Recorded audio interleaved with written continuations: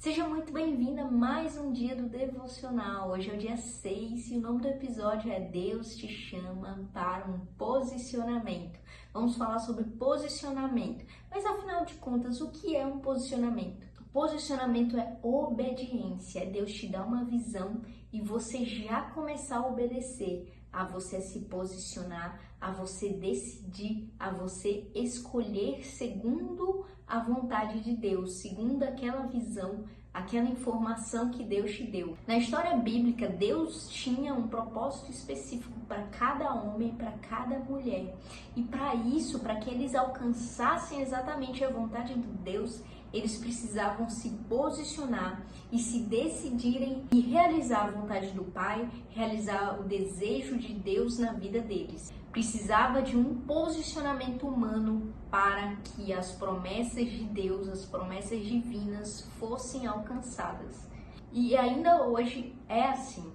Muitas vezes Deus te dá uma visão, Deus tem um propósito, tem uma escolha específica para você e você precisa escolher e você precisa obedecer para que Ele faça a vontade dEle. E você deve estar se perguntando, ok, Ana, mas o que é um posicionamento? Posicionamento é você tomar uma decisão, e deixar tudo para trás. É você focar só no propósito de Deus, focar só na palavra, focar na vontade de Deus. E para ficar mais simples, eu vou te dar alguns exemplos da própria Bíblia para que você veja a história deles e veja como Deus usou eles e como eles foram posicionados para cumprir aquilo que Deus tinha para a vida de cada um em específico. Temos Abraão, José do Egito, Moisés, Esther, Débora, Gideão, Davi, Jó, Jonas, Paulo e tantos outros que se passaram ali na história da Bíblia.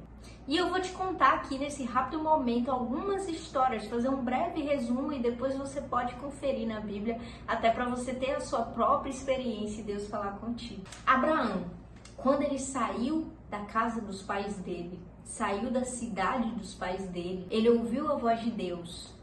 E depois ele teve um desafio que ele queria ter um filho. Deus havia prometido as nações para ele, prometido uma geração e prometido a descendência dele como a areia do mar. Mas a esposa dele era infértil, Sara. Era infértil e não podia ter filhos. E Abraão e Sara confiaram no Senhor. E anos depois eles tiveram Isaac, o filho da promessa, finalmente. E quando Isaac ia crescendo, ainda criança, Deus pediu a vida de Isaac como oferta, como sacrifício para Abraão. E Abraão não mediu esforços, ele foi lá. E quando ele ia sacrificar o filho dele, um anjo impediu que Abraão fizesse esse tal sacrifício. Então nós vemos também a bênção sobre a família de Abraão.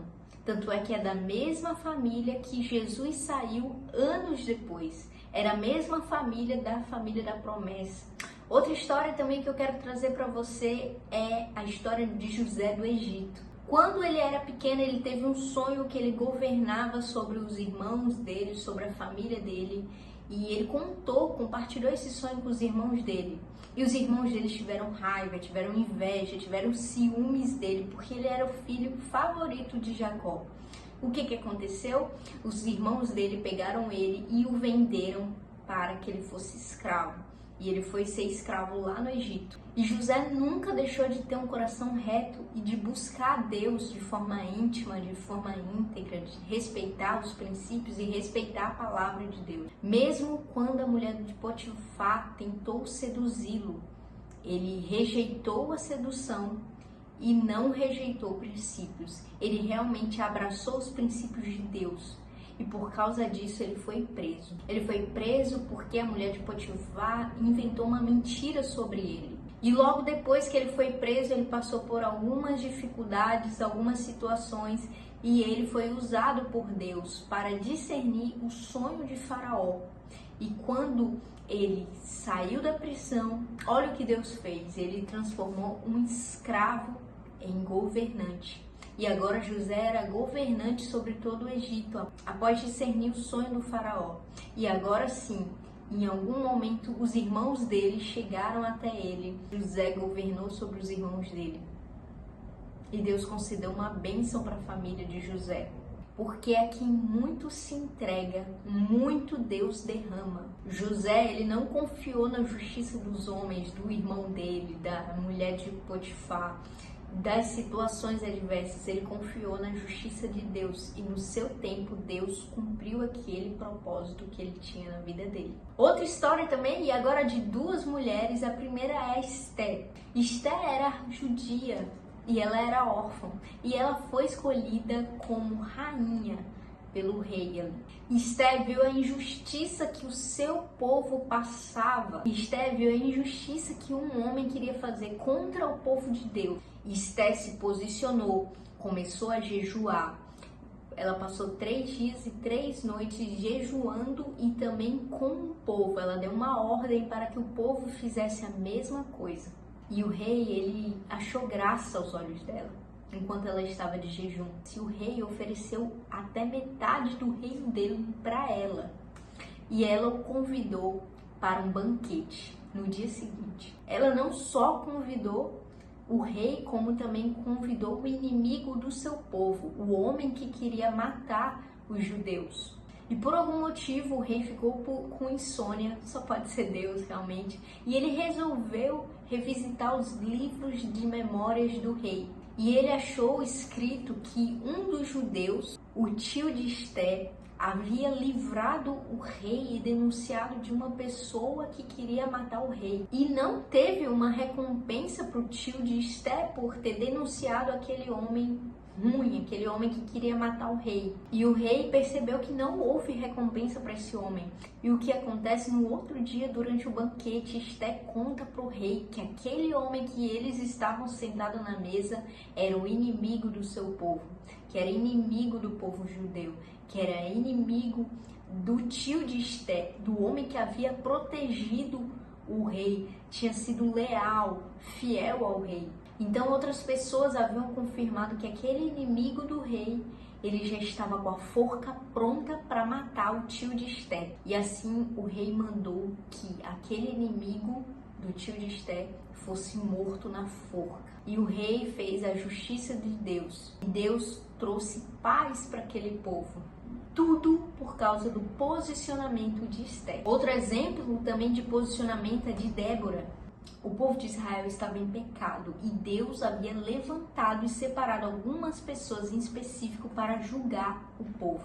Débora, ela foi levantada. Ela era profetisa, ela era líder, ela era juíza, ela era conselheira do povo. Ela era posicionada, respeitada. As pessoas vinham até ela para receber conselhos. E a mão do Senhor estava sobre Débora. E por causa disso, um dos generais do exército do povo de Israel pediu para que Débora fosse à guerra com eles, para que eles ganhassem a guerra.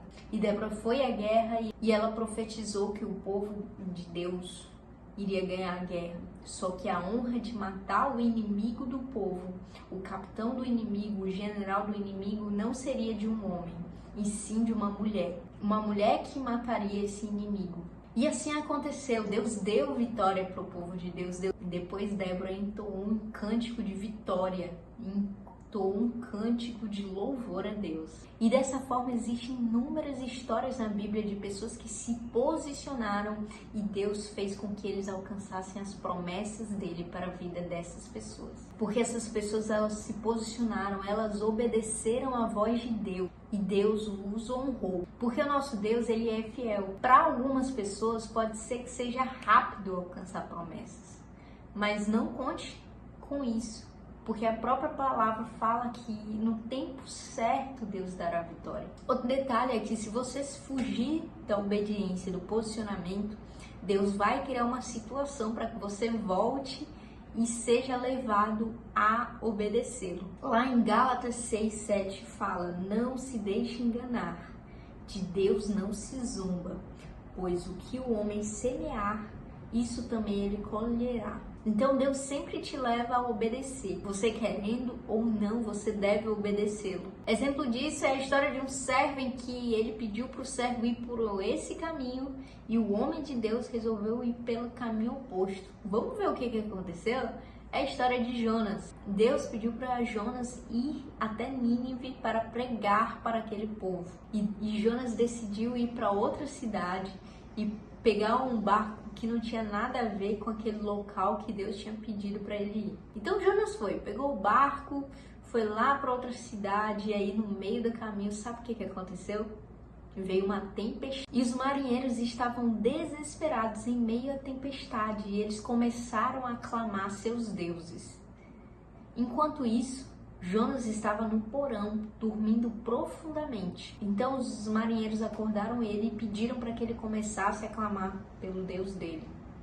Até que eles começaram a lançar sortes entre eles, os marinheiros, para saber por causa de quem que estava acontecendo tudo. E a sorte caiu sobre Jonas. E perguntaram para Jonas quem é o seu Deus. E Jonas falou que o Deus dele era o Deus que tinha feito terra, céus e mar. E eles temeram muito e eles sentiram a presença de Deus naquele momento. E eles começaram a se questionar o que a gente vai fazer para que o mar se acalme. Até que Jonas falou para eles que poderiam jogar ele no mar. E assim eles fizeram, jogaram Jonas no mar. E na hora que Jonas caiu no mar, o Senhor permitiu que um grande peixe, uma baleia, um grande peixe, comesse ele. E ele foi engolido por esse grande peixe. E Jonas passou 3 dias e 3 noites dentro desse peixe. E Jonas orou. E Jonas se entregou intimamente e clamou a Deus. E Deus ouviu a oração de Jonas e fez o peixe vomitar Jonas. E Deus ordenou novamente para Jonas para que ele fosse até aquela cidade de Nínive e falasse, proclamasse o nome do Senhor naquela cidade. E Jonas fez e o povo foi salvo e Deus guardou aquele lugar. Essa foi a história de Jonas. E o que eu quero que você perceba é que quando Deus ele te dá um direcionamento, ele te dá um posicionamento, ele te dá uma promessa, ele te dá uma visão, você deve buscar exatamente o caminho que Deus te dirigiu. Porque se você fizer sua própria vontade, Deus ele vai te conduzir para que você faça a vontade dele. Porque a vontade dele será feita na terra ou nos céus, sempre. E o que eu trago para você hoje é se posicione, obedeça. Busque ouvir a voz de Deus, busque o direcionamento dele para sua vida, para que você possa permanecer na presença dele. E eu trago aqui algumas perguntinhas para você. A primeira delas é: em quais áreas que Deus quer que você se posicione? Tem alguma área específica? Ele já falou algo para você? Você já sentiu no seu coração, dentro de você? Segunda pergunta é: o que eu tenho que mudar e não devo aceitar mais na minha vida? E a terceira pergunta é: o que preciso fazer para obedecer à voz de Deus? E dessa forma, eu te encorajo a se posicionar, a permanecer, a ouvir a voz de Deus, a ser constante. E por falar em constância e permanência, esse é o tema do nosso próximo dia, o último dia do nosso devocional, o 7º dia. Te espero lá.